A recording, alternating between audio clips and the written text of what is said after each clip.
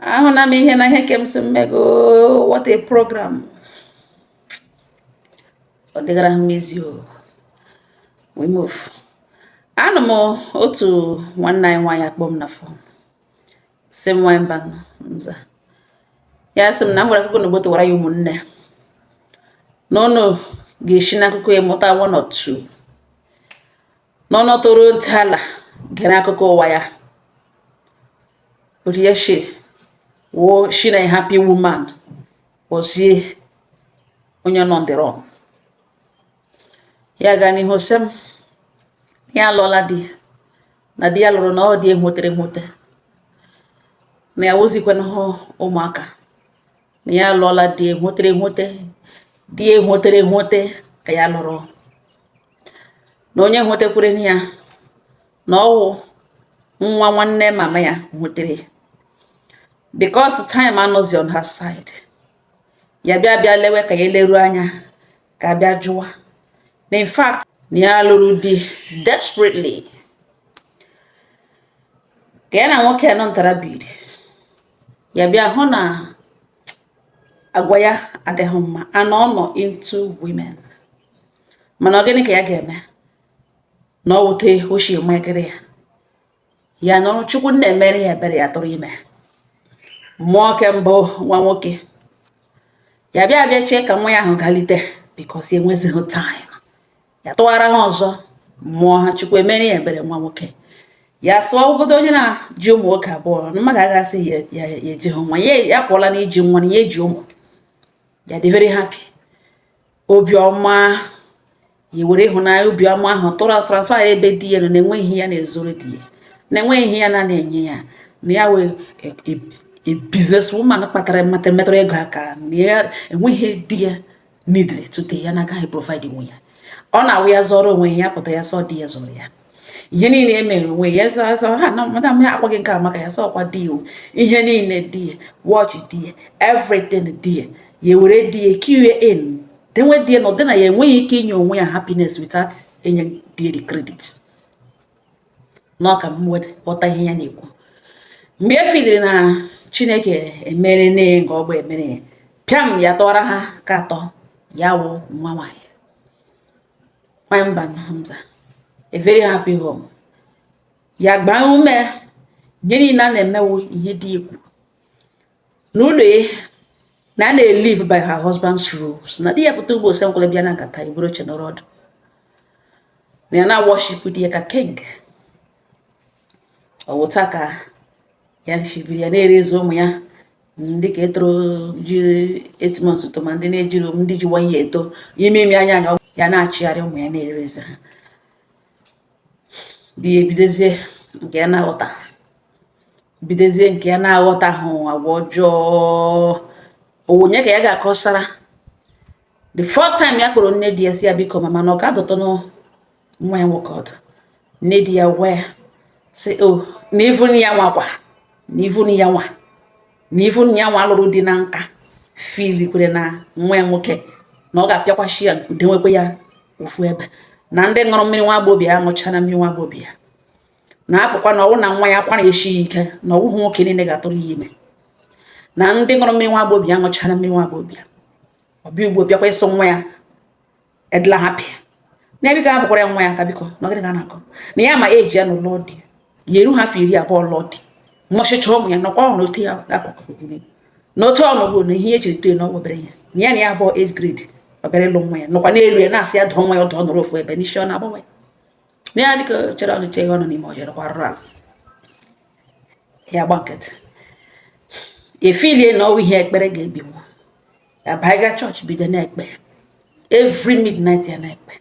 ya egbu ekpere rịọ dị esi ya biko na ihe ya ọ na-eme na ya ma na awụ eziokwu na ya abụ awụ ọgbọ na ya etoro mana ọ for his own safety and ọkwanụ for the safety of the entire family na ha nidiri ya na ụmụ ya nidiri ya na ọrịa karịrị na ya biko kama ọ ga-esi otu adị na ya lụọkwa second wife chọọ egelụwo obi ya lụọ na ya mana ọwụ kọndishọn o jiri ya ghọta ihe merenụ ihe ọhụrụ bịawa mana ya bilivu na ihe Chukwu kwadoro na enweghị any regret ịlụ ya na eto bukwere ihe to bu na ihe ji to no 7 years na ya chọọ another girl lụrụ kama ọ ga-eme ihe ọ na-eme every time ọ na-ayụbiri na club ọlọtọ dị drunk no ka ọ hapụ ime mistake na ọrịa karịrị di ya sị ya na ngwana ya ejiwa aka etu nwanne nwaanyị agwa ya ga etutere ya nwaanyị na ya nwa nwoke etutere n'ezuru ya na o ji aka eturu nwaanyị ọzọ na ihe ji ọzọ chọ ka ọ dị ndụ ka ọ dịrị ya na ụmụ ya ndụ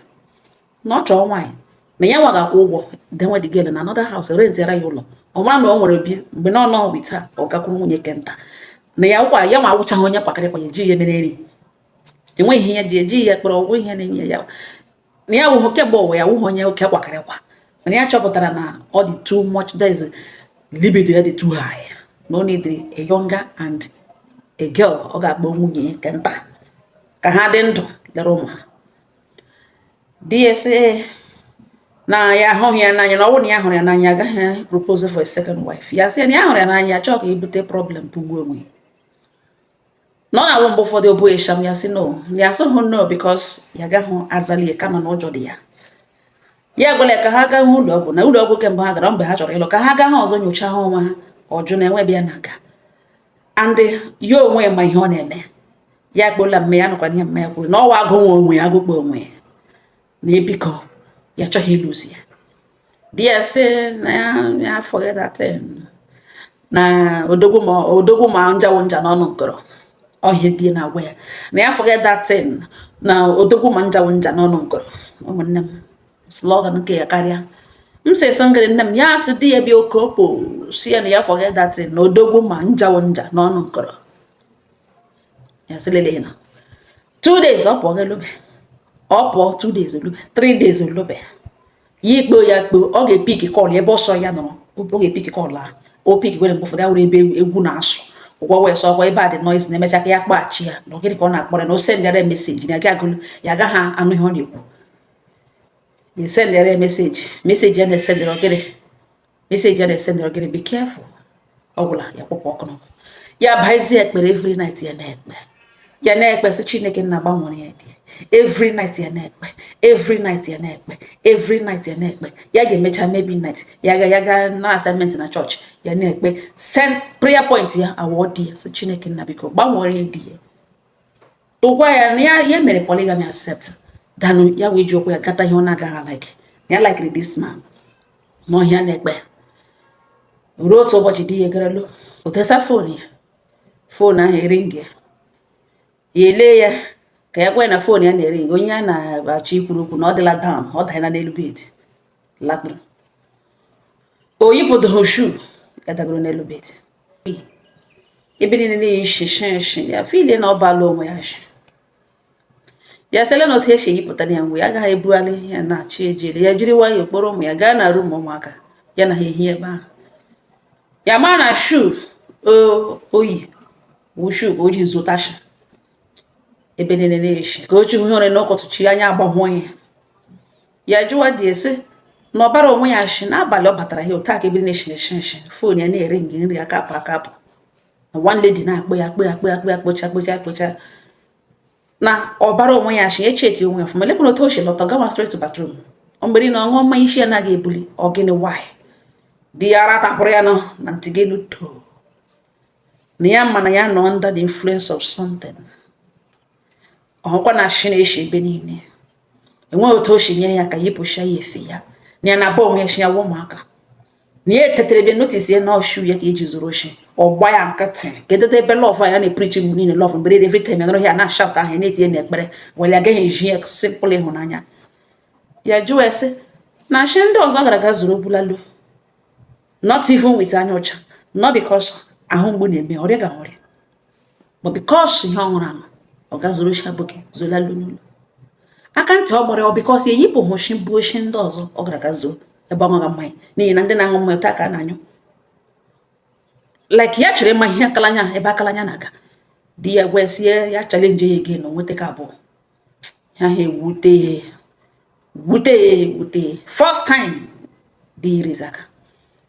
ọ gwa wee sị ebe ha bịa chịrịkwa shu a nwere ha ga-eme ọ na-aga seminars akwa na-aga seminars echepụrụ ya ndị abụghị ha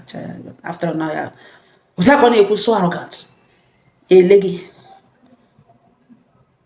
ọ pụọ jikere yiri nwe ihe pụọ baa ntụrụ na moto hụ na footmat ya ebe ahụ ka o zuru shi ya na-akpọ mpịata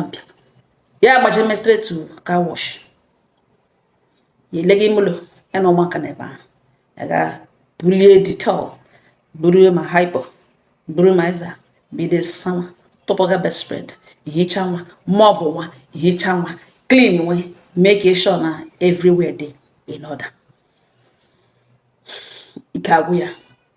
ya so ba uru na ya na-ekpe ekpere every time etige nwoke na ekpere bụ na ya hụ ga-ahụ ihe na ya agaghị change nwa karaka ya nwa ahụ ya mahụ what to do again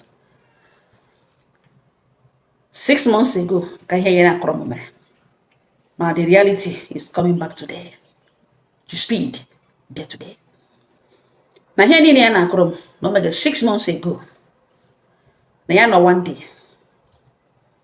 phone ya ring ya ebe 10:30 p.m. Friday na ya gaghị echefu ụbọchị ahụ echefu Friday 10:30 p.m. phone ya ring ya di ya nọkwa na ya ọ bụ ọlọtụ n'oshapụ ya pike ọ wụrụ olu nwaanyị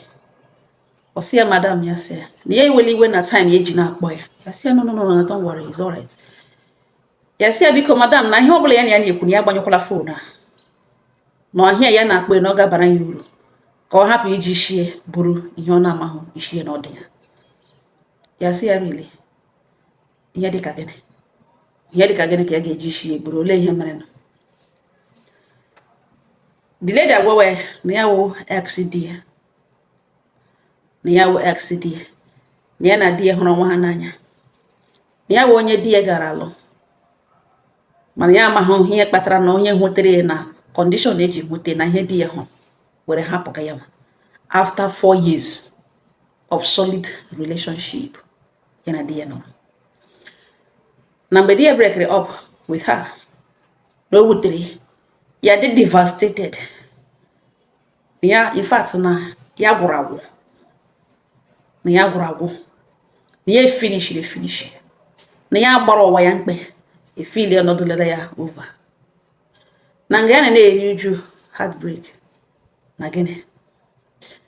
ya gaa club somebody akpọrọ enyi ya nwaanyị sị ka ha gaa club ka o chefutụrụ ụwa ya o chefutụrụ ụwa ya gịnị na ọ wụta echi soro enyi ya nwaanyị gaa club ya enweghị isi mmanya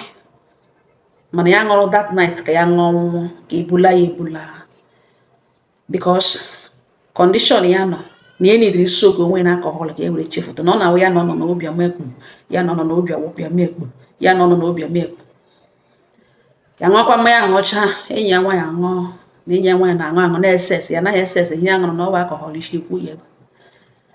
na ọ na-alcohol na that party ka something gara wrong ọ bụrụ na arịrị ya elu na party ahụ ya amaghị onye arịrị ya elu na ya dị down na ya dị frustrated na ya dị broken na ihe n'ugbo ka this lady kpughe ihe n'akwa bee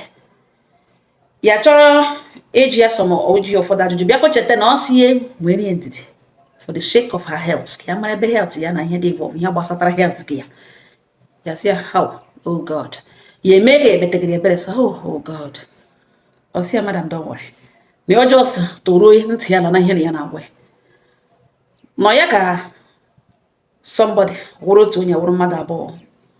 rịrị elu ya ma ya tetetetezie na one of the rooms na the club ebe ahụ club agbasala people alashala na ebe a ka ya teteziri ya dịla messed up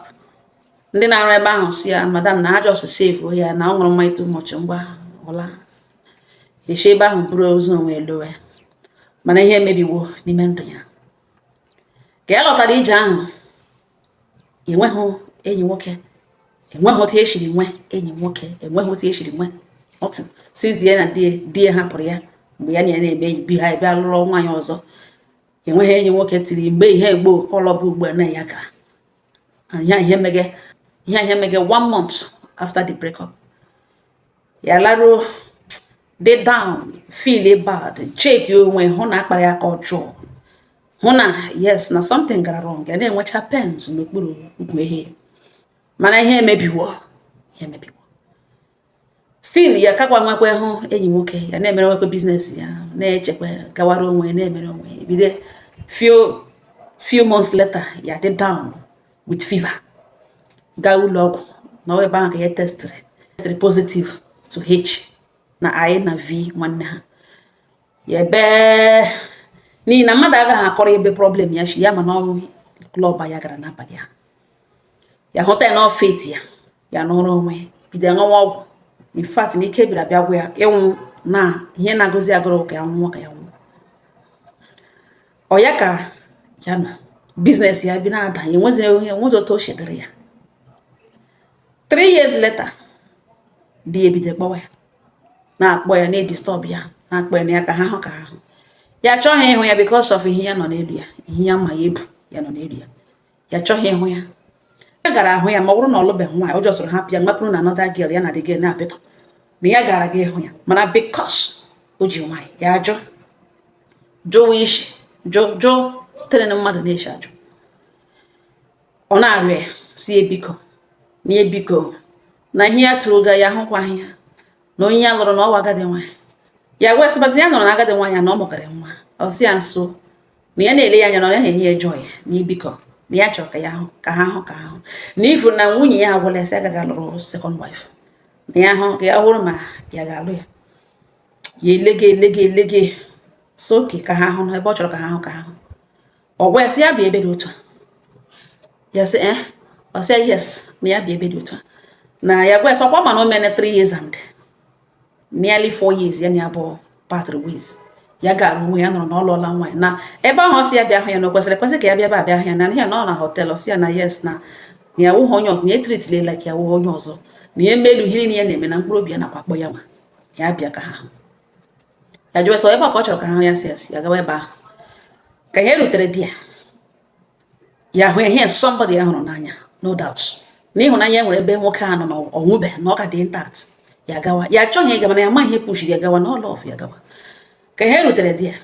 elewe hụ ya anya mmiri gbaa ya ọ bido gogo nwa ya ọ gwa ya sị ya were nụ mmanya ya gwa ya sị hapụ ọ hapụrụ ya tiri ya n'ịṅụ mmanya ya ejiri nwee problem di ya sịrị ili na ele ụdịga problem ọ ikwe ha agwa ya sị ya kwuo n'obi ya na ọ dị necessary ọ ya ka ọ ṅụrụ mmanya ṅụmakwa ṅụchasị ebe ya na-achọghị ịṅụ ka ya ṅụọ ya gwa ya sị na actually na enweghị ihe ya na-eme na ya ga-enidi financial assistance na ya neediri help na frustration na ihe o mere tiga n'ime ya baga n'ime na onye ga nsogbu na echiche ma gị na-egbu ole na ya chọrọ inwe ibido ihe a ga-eme na-akwari aka na business ya mege na ọkụkpọla in fact ya kọwara problem ya nwere tire mmanya ụmụnne ya onye ọbụla na support ya enyeghị support ya nwere ụmụnne ya na-enyere aka na ọma ha na ọwụ ya nwere gabịa kọwara ya ụmụnne ya na mmanya di ya sị ya na ego ole ka ya na-ediri ya gwa ya ọ sị oke na akaụntụ nọmba ya akaụntụ nọmba ya ebuzie n'isi ya kpọrọ ya akaụntụ nọmba ka etiri the money ya elewe kpọrọ ya akaụntụ nọmba ọ transfera ya ego ahụ ya ekele ya di ya gwa ya sị na ya ga-ala ka ya na ya abụọ nwekwa otu ha na-eshi enwere nwa bụtụ ha na-eshi egwu na ya misiri ya gwa ya sị ihe ụdịka egwuregwu ahụ agaghị adịzi na ya sị ka ya ekele ya n'aka o nyere ya di ya gwa ya sị na ọ na o nwere ndidi na ego ya na mma enyekọtala ego mana ọ naghị ekwe epik kọl ya ozugbo ọ nọ na ya lọla nwa agbafuo na ya amaghị o ji onye ihe opportunity since ahụ ruo na ya gwa ya sị na ya hụrụ ya n'anya ya ebelivugo na ọ hụrụ ya n'anya na mgbe ọ hapụrụ ya gaa lụọ nwaanyị ọzọ ịhụta ya dat n'ụwa ya na ọ bụla na eleghị ya na-abịakwa n'ahụ ya that time na ya hapụga na ọwa ogologo akụkọ ya chọghị ịbịa kọwa ihe ndị ahụ gba ka ya ebilie lawa di ya eshere too ya si ya nọrọ n'ọdụ kwanụ before ya mara di ya pụga ha ya na bed n'ihi na ọ na hotel room ka ya gara ga ha ya ọ pụga ha ya na bed ya jụọ ya si ya no na ya emekwala destin ọ chọrọ ime di ya si ya hapụga datin before ya mara descend ya on her ya gwa ya si ya na in that case na ya kpọọ hotel ka ọ na ojighị okpu nna be enyi ya make a provision for it di ya jụọ wishi no na ya agaghị eme ya na ya shi na ya just na ya wo baby ya na elekwe ya gwa di ya krokotom na lekwe ihe ebu na ugbe awụzighị mgbe ahụ na o ji nwaanyị ji ụmụ na ọ n'ihi nwunye na ụmụ ya ka eji emege kele na ọ conscience ya mere eji emege this one na ọ mara ya dịghị wicked ya wụghị onye na-eme mmadụ ihe ọjọọ ọbịakwa nwere onye aka ya dị ọcha na lekwe ihe ebu lekwekwa n'otu eji bute na that time ọ hapụrụ ya gaa klọb ṅụọ mmanya enweghị isi mmanya ha edivoa ya that side mee ya ivere enyi ya nwaanyị kpụrụ ya ga ya amaghị mgbe ọ hapụrụ ya lawa onye ka na-agwazi na nwoke buru ya lawa na ejikwa ya clear eyes lawa no na club ka ebilitere lawa n'ụkọtụ by then MSL up after some time ya rịwago ụlọ ọgwụ test ya positive di ya so washi na ya maara ya say reserved lady na ihe niile ya kọga n'ọwụ ya ekwe elu kwu ala ọnụ kwe ntụtụrụ kwe kwere ọnụ si ya na ya hụ onye ya ga-eyuzuru Ogbonnabe ya jụ resist ye n'ụdị enwere ike mana ikekere di ya ka kere ya nwanyị na ọ wụta oche force ya being somebody na-enwebeghị ihe o nwere to do with nwoke ọ dịchara easy the penetration adịchara easy na onye o merụchara ya ahụ create area wound and ụmụ blood contact ya believe na ihe gara wrong n'ihi na okwe ya echetakwana na o ji innocent woman na-enweghị nke ọpa ji ụmụ ya na-resist di ya ajụ nye ya forceful entry na ihe eji na-agwa ya destin na-awụ ya na-agwa ya ka o buru ngwongwo ya lawa na ya na-agwa ya ka enwe ebe ọ ga-esi ga-ezo onwe ya ndụ the first until after some months di ya aga test ya with the result ka ọ dị sure na ọ dị okay ka ọ hapụ ịga gụrụ ihe ọ na-amahụ isi ya n'ọdị ya na ihe eji eme ya wụ na ya tụkwasịrị chi ya obi na ya belivuru na ya ga-eme nke dị mma na nke fọrọ afọ na ọ fọrọ Chineke na ihe niile mere ya ndụ ya faith ya akara aka ya na Chineke mazụrụ ihe niile na ihe anaghị emewe dọkara ndị innocent people dọka gị na ihe ha na-amahụ iji ya n'ọdị ya n'ọhịa ya sị ka ya gwa ya sịkwara ya na ya dị sorry nwanyị mba nọ mza ya hịọ aka n'anya jụọ esi na ihe ọkụgakwa na ngoro mgbe na di ya nọhụ n'ụlọ ọgwa wesị na ọ ya na di ya nọgara na ya jọsụrụ gbatuala na di ya na ọ ṅụọ na mmanya na ọ gbotoro n'elu beti na ihe a niile ogiri gị that time na ọ ṅụtụrụ mmanya na ugbu a na ọ kọọla na ọ nọ n'elu ya jọsụrụ gbatuala n'akụkụ the hotel compound na ọbịa na-emeghe kọọla ana na ihe eji emeghe kọọla ya ọwụ na ya mahụ na chi ejile kama ihe eji na-emeghe kọọla awụ otu a na ihe emene ka ọ hapụ ịlọta dagidekwe ihe emebie na ọ wụ ugbo rube 2 hours ihe ajọsịrị mecha na ọ ka na ebe a n'ọnụ ụtụtụ ka ga-echekiwe out ka o nwee ike kee nkwụcha ọ lọta chọọ imeta ya ka ya jụkwa until ọ mara ihe ọ na-aba ịga na ime na ya eme na ihe conscience ya si eme ya wụghị onye na-eme mmadụ ihe ọjọọ na ya sịkwana ka ya gwa ya na ya dị sorry for everything ya sị ya na ihe mere n'ụwa na ya nọ na ihe o kwuru na ya amaghị otu ya ga-esi ekele mana ihe nọ ebe ahụ na ọ ga-esendịrị ya akaụntụ nọmba ya na ya esendịrị ya akaụntụ nọmba ya ka ya eme ya appreciate nye ya ego na ọ gakwa n'ọgwụ asụ ndị a na-aṅụ ya si yes mana ya na sometimes ya na-eji iwe ya naghị aṅụ na ọkwanụ ya bịarịawa fili wee ebidokwa ṅụwakwa na ya hụrụ ụwa na ọ dịrị ya ova ụwa ya dịla ya ova ya gwa the ladies na echezi n'otu ahụ na ụwa ya ga-eji adịrị ya ova na why na o nwere good heart ma ụwa ya kwesịghị ịdịrị ya ova na ihe mere na ọ sendịara akaụntụ nọmba ka etiri ya ego ka o mee ka ịshọ na ọ na-elechi onwe ya anya na-eri mkpụrụ osisi aṅụkwa n'ọgwụ ya dị happy believe that the world is for everybody na o jiri ike give up in life na ihe o mere na ọnwụ onye ọbụla ga-emeri ya na ihe mere ya appreciate na ya thank you the ladies kelecha ya sendịkwara na ya akaụntụ nọmba ya sendịara the girl ego o rute n'ọkọtụ ya as early as 6 o'clock ya nọrọ nga na paakị ya ngwongwo niile kpọrọ ụmụ ya gbara gawa na nke nwanne ya nwoke bịa na nwunye ibi werezie voice record n'ugbo ene ya na this because ya rekọdụrụ kọl ya na ya abụọ mgbe ya nọrọ na XDA ya gbaga rekọd ya on ya werezie this voice record gbagara ya nwanne ya nwoke si elekiri na ọ wụso ndụ ka ya gbara n'ihi na mgbe ya ha hụrụ ya ma akpa ma ụmụ ya jụọ sọ gịnị ya sa chekwana ya gwa nwunye nwanne ya nwoke so onye godi ya n'ike ya rie biko ka ahụ ewepụta nga wụọ ma ọrị santi lepụ n'ụdịke ka ọ kpọkwụ n'ụmụ ya na gịnị mere na ha di ya metụrụ ụka ọwụrụ n'ụlọ ha omene spi ya sị nne ya hapụ na ya bịa kete ka ihe niile abụghị ya ga-eji ọnụ ya egwu ya gbaga the voice call record ya na that lady nwunye nwanne nwoke ha shape n'ala bilite ha gaa ha n'oche n'oruo shie ha n'oche bilie ha gaa n'ala n'oruo na-eledi ya rịrị aka n'ishi nwanne ya nwoke kwanụ abarakwa olu dis girl na-akọ gagaga na-ekwu ekwu ihe ọ na-ekwu ọ ya ka o kwekwere ha egekwere egecha nwanne ya nwoke sị nọkwa what that is na this lady ya chọrọ ịhụ the lady ya ga like ịhụ the lady nwunye ya etie ọ chọrọ ihe bụrụ ka ole ha na ha na ha dị na o metụkwa nke metụkwa ya ka o nwere ike ugbo nwe ewu ndụ nwunye ya na-eti ya sị ya gwa nwunye si na ọ hapụga na ihe dị otu ahụ adị nwanne ya nwoke sị ya ga like ịhụ the lady nọrọ ngasị enye nọmba ahụ ya nye nọmba the lady nwanne ya nwoke amịrị fon kpọwa this lady na fon gwawe na nwanne ya nwaanyị agbaloso this early morning bianule no because of call we receive last night. The lady agwa see biko call me back in the next 1 hour. You notice say na ha low he check it out ikekwa no n'ime moto di yenye di nwanne nwoke sign so call na ọrụ ka ya na ya no oge ekwebu oya ka ọkọtọ 1 hour 30 minutes nwanne nwoke agba ashikwa the lady ya be she Saturday nwanne nwoke agba ashi the lady anọrọnga pick ogwa wes na nwanne nwa gbara ọsọ ndụ lọta na ụlọ ya na no n'ụlọ ya na ọkọchara ya ihe ya na abụọ call ya na abụọ mere n'abalị no sna ihe ya gere na ihe nwanne nwa kọrọ na owoto shiri ya si yesa owoto shiri and they are very very sorry na no when na-enwe strong immune system no nwekwara ike ọ gaghị ebute na mana si make sure na obughị ya before ya na nwanne nwa na a continue dịka di na nwunye na ha kpọọ ya ha ga ụlọ ọgwụ ya na ya bụ ụlọ ọgwụ after some months by then ogodo na apụtala or something or enwe ihe ọ ga-emenwu na okwetegaghị na ya na-agwakwa even this morning ya gwakwara mgbe ha na-apụta mgbe ahụ kpọrọ na ya na ya nọ na echeghị out na obupụtaghị na ya gwakwara si ya ga ụlọ ọgwụ ga eme flush na enwe ihe ga submit onwe to doctor ka di ya na-agwa ya dawashi na ihe anyị na ọwụwa avenue oji eske ya egwe na enweghị dị otu ahụ na ya maara ya si reserved girl na trot ya na ya bụ nọ n'ọwụghị onye nwoke na ya gwele datin ya gwele ihe ọmụrụ ya na-agwa datin ya na-agwa ihe na ọ na-eme iwe na ihe ọ na-ekwu ugbu ka ọ kwụsị ya na ya bụ from seeing each other again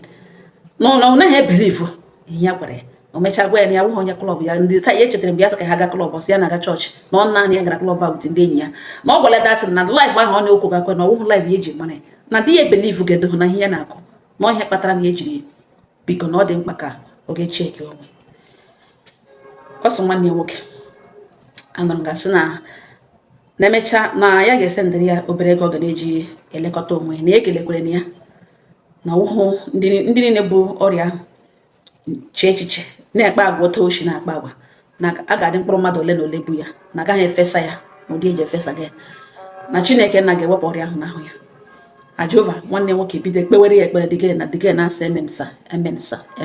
kpoghigezie n'akwa na fon mgbe ka nwanne ji si ebedebere gbanyụzie fon na emechakwara nwanne nwoke sendịara ya 50,000 naira si ewere mana ejiwe na nwanyị mba na di ya gara lalo ahụhụ pin ya n'ime ụlọ kpewe ya si elebe ya ya gwawa ya si ya lala the fact na ya makwa ma ya na ya bụ ga-continue again n'ihi na agagodo ụlọ ọgwụ ọgọ ahụ na o buteghị ya na kembọ na o nwere ike ịgawa ọntụl ya ebute ewere elu na mara eji na ọbụla na ya kpọrọ ụmụnna ya bịa nara ya ha kpụrụ na isi ọjọọ ese ele ihe o mere ọgwụ esi na nwaanyị lechara na ngwa na ya bụ ọrịa mmenwu gị sọwashi na o ji eske gị egbe ya gwa na gị ga-eweta okpu na be nye nwatakịrị na-alụ ụdị kọọrọ gị ije ụwa ya eks na gị gakwa n'ihu ọrịa ya di ya gbanyụ fon pịa ya tara ya ikpe ba ka hụzi na nọmba ya dịzi bizi okekwa kpọkwala the lady anọtụzi ekpe ashiwazie wes ya na di discuss that yes ya sị okay no wonder o ji ekpe na-apagara na ya gala mebiere ya family ya marriage ya na-agwa ya sị na ebe na ọlọn ya na try save innocent woman na ụmụ ya na ihe ya try na ihe na ya nọ n'ime na ọ ya nwatigiri n'ime na ọ ya nwa hapụrụ ya mgbe na-enweghị ọchọ o ji n'ịhụnanya ha abụọ hụrụ nwa n'anya ọ ga-alụọ nwa ya dị ha agwa ya na ọlụọla nwa na ọ nọ onye ọzọ ka eji nụ na ọlụọla nwa ọ lụchakwa nwaanyị bịakwa na-anya ya nsogbu ya hụta na ebe lọvụ ya ọ ka lọvụ ya ihe na ugbo na onye nwetigiri n'ime na ebe ọ gụrụla ya gwara ya izukwe protect onwe nọ na ya agaghị eme ya ala ka ọ ga-ebiga nwaanyị na-amaghị ka ịpa na nwaanyị na-enwe ike gbasara ya na okeke ya na-aga eme na conscience ya agaghị erughị ya like that ọ gbanyụ fon na-agwa na tọnda ga-agbagbu so na ihe ya ekwughị na ọwa eziokwu so na nọnsensị ya pụka na ọwa eziokwu ya gwa ya sị na ele otu ọzọ a na-eche ekwu eziokwu a na-echiri ka esi ekwu eziokwu wa ahụrụ na-ekwu eziokwu na ọwa ọnụ ka eji ekwu eziokwu ya gwara ya ọnụ gwa ya ọnụ ya na ya na-adrag na strọgụlụ lekwu ya ahụ ya o mebụrụ ọchịcha ya ahụ mgbe ọ na-afọ ọsọ onwe ya ọda na ele otu ọzọ ya ga-esi agwa ya eziokwu ọgwa wee sị mgbe ya makwa na egwu na we eji bịa mewe the call ha acknowledge we eji bịawa ka ihe eji bịawa in the first place ya na egwu ya na fon na ebu ya na-ebịawa na the hotel ya gwa ya sị na ọkwa na-ebu igere na onye ọzọ ga-ebu igwe ya gbanyụ fon na ya biko ya ezere onwe na ọwa ebe okwu nọ na nwanyị mba nọ mza di ya gbaghachizie ya si ya na ihe ya na-akọ na ọbara ya na o shiri ike na enweghị dị otu ahụ na ya tụpụrụla dagel na ya kpụrụ kpụlatara ya ụmụ ya si ya na ya anọghị ya kpụlatara ya ụmụ ya na ya na ya bụ enweta onwe ha na kọt epresent evidence ya nwere gwakwana ya reason ya ga-eji kpụlatara ya ụmụ ya ọ ka ọrịa ịhụ ha ihe obu no na na agwa na marriage na odilo over na akọ nonsense ihe na akọ ya bịa wara ihe ọkwụrụ n'isi na akọ nonsense ihe na akọ gị no mene 4 months nwanne nwoke agwa eso ngwa n'obe ọ na-arịọ every time mmadụ aga anọ ntị ọ na-arịọ ọ akpọ ebe na-arịọ na ihe emene 4 months ya na nwanne nwaanyị nọ n'ụlọ ugbu na ngwa ọpụta ka ya nwa gburu ya na nwanne nwaanyị gaa ụlọ ọgwụ ka ga test ya ka mara n'ebe ya ga-ebido na rịọwanụ nwanne nwaanyị ka ya mara ma iji akwụkwọ ekwe agaga ma ọ ga-ekwe ọlụlọ okwe ha apụta ka aga lab ahụ okwe ha apụta nwanne nwoke akpọole na ọ bụzọ nwanne nwoke gwegasị ya na ọ ya nwa ji onwe na mgbe ọbụla ọ dị redi nakwa bifo ya na nwanne nwaanyị lụọ gara ụlọ ọgwụ cheki onwe ha ugbu a na ihe emene nwanne nwaanyị lụọ kemgbe ha many months 4 months nwanne nwaanyị ya gala chọtara ya ụlọ na ọ nọ ọfụma kpọọ ụmụ ya na o mege biznes ya na ihe eji na-agwa ya wụ na ọ bụ na ọ ka chọrọ o bilivuru na ihe everything ka dị oke na ọ pụta na ya nwa ga-akpọ ya na nwanne nwaanyị bụ ụlọ ọgwụ ebe a ga-aga elee ya nwa ele nwanne nwaanyị ihe ka dị oke ya nwa ga-agwa nwanne ọ nwa ya etolite ya ga-agwa esi nwa ya laghachi di ya ekpeba apụta for that test okwe ha apụta o mechaa kpọọ ya si ya na ya gala test na enwe ihe ahụ mana enwere ọgwụ ebiri si ya ṅụwa na ya ṅụwa ọgwụ stedi na ọ gaghị ebi gị ogodo na omecha sofes na ya ga-ebi ihe onye ọzọ dis and that ya gwa di ya sị nna ya sị na ọ bịa za nwanne nwoke okpokpere ọ ya kpụrụ ụmụnne ya were ihe akpụrụ n'isi na ole anya na ya chọkwa ha ka ọ bụrụ na ọwa agadi nwaanyị rịọgazi ya rịọga divorce ya na ọkwa ihe ọ chọrọ na ọ gakwuru na younger person hapụrụ ya ka ya kpụrụ ụmụ ya zụrụ ya anaghị ego ya anaghị ụgwọ skuul ụmụ ya na ya eji ego ilekọta ụmụ ya na ihe ya gaghị elekọta ụmụ ya kwere ụmụnne bịa mere ya nara ihe akpụrụ n'isi di na-arịọ emecha ọgwụ esi ya nwe ya biko na ya gbaghara na ya eluwe na ugbu ka anya furu ya biko gbaghara na ya biko gbaghara na ọ bụ ebe a na ugbo ihe emene 6 months ụlọ ọgwụ ekwe ha pụta ka aga ọgwa taa ka ọ nọ gbiri na okpokposi enye ya fonu ka ekworo ụmụ ya ewere fonu nye ụmụ ya ma ekworo mgbofere ya so ụmụ ya otu a ọ bịa iketebe nwanne nwoke sị n'iwe ya hụrụ around nwunye ebe ya gara aga chọtara nwanne nwaanyị ụlọ na ya ga-eme na ọnụ ya gahụ akọchara ihe na ọ nọ very far na nga ya bikwa na Norway steeti na ọwụ ebe a na-aga anyhow abata ịkọrọ even n'ime the compound ime ite dị security ị ga-anọ nga ahụ kpọọ flat so onye otu a na-achọ before emeghere no gate na ọwụ ebe a na-abata anyhow na ya eji ego na nwanne nwoke kwa ndịkwa supportive na ya kpọrọla ụmụ ya na mgbere akụkọ na ogboto were ya ụmụnne na ọrịa karịrị ụmụnne m ọrịa karịrị especially ọrịa na karịrị ndọbatara n'ahụ na aṅụ ọgwụ ha ọkwa na ọbatabeghị n'ahụ kpachapụ anya ya kwa na ibu ya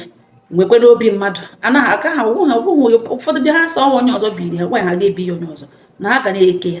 enweghị uru ịkpatara enweghị uru eritere ndị nwụrụ anwụ alụtabe bịa gwa ya otu ebe ha hụrụ enweghị onye ma condition for the next life enweghị onye ma condition eji anọ ebe ahụ enweghị onye nwụrụ n'ụlọta sa lekwe otu ebe ahụ hụrụ lekwe geeti egughere lekwe geeti eguchiri ya ọ na-ekwekwe ihe mere lekwe condition ịmara ihe dị mma gị eme ihe dị mma awụla the reason a lot of people ji nọrọ na ihe mgbu because one person nyere gị ihe mgbu ọ bụrụ na enwe otu oshibata gị n'ahụ Chineke bi n'eluigwe eze ndị eze ga-enyere gị aka ị ga-aka nka manage it nwa ọgwụ nwa so n'ọnwa lezie onwe gị anya you will grow old you will live a normal life mana gị tinyere onwe gị iwe na ọnụma mgbe ụfọdụ gị sọ mmadụ biri ya gị bido na-eke ịhụ a young girl ịhụ a young boy gị hụ nwoke na-enwe kọpa gị sọ after all a married man ka ị were punish ya na ọ lụọla nwaanyị marakwa amara na mgbe ị na-punish that man ka ị na-punish nwunye ode nwere n'ụlọ ndị enweghị uru ị ga-erite ya enweghị uru ị ga-erite ya ụmụnne m ọhịa nwanne anyị nwaanyị sị mbịa bụtụrụ ọnụ na onye ọbụla were mụrụ akụ chikpo ụkwụ ịlụọla nwaanyị chikpo ụkwụ madam ịlụọla di chikpo ụkwụ n'ime mmadụ enwebeghị onye si n'elu nwaanyị rituo lepụta anya hụ gold ehipụrụ no enweghị uru a na-erite na akwakịrịkwa enweghị ihe nrite few minutes pleasure ụzụ atọ ụra atọ ekwu mmadụ agụrụ ihe ya na abụọ ga-agwụ ala mgbe eritele n'oge biko ụmụnne m arịrịọ ka m na-arịọ onye mara eme onye ọbụla mara mee ịnụ ngara ugboene ịwụ nwa agbọghọbịa mara mee gị wụrụ nwa okorobịa ma mere ị lụọla nwaanyị lụọla di mara mee ọ nga ọha nọ n'ọnụ udo dịrị unu